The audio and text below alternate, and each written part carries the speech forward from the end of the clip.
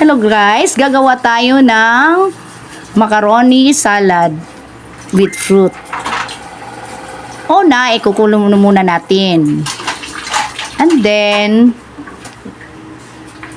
lalagyan natin ng oil. 1 tablespoon of oil. Para hindi magdikit-dikit yung pasta.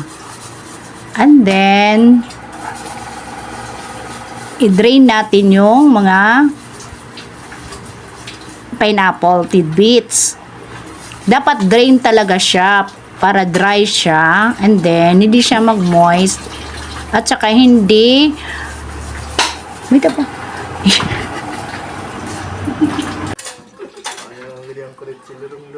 I-drain natin mabuti. Dapat naka-drain para naman yung mga kaibigan mo hindi na-drain sa'yo.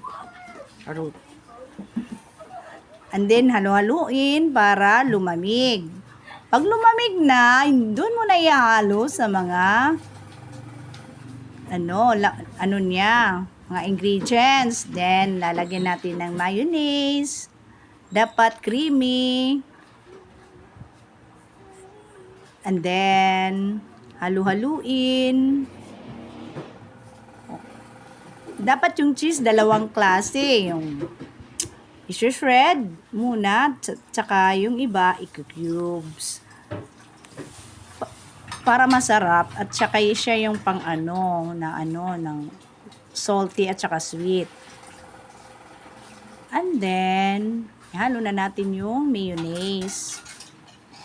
At tsaka Nestle cream. Konting Nestle cream lang para hindi magtubig. Ngayon, isinasalang na natin. Dapat hindi masyadong matamis yung natin, macaroni salad.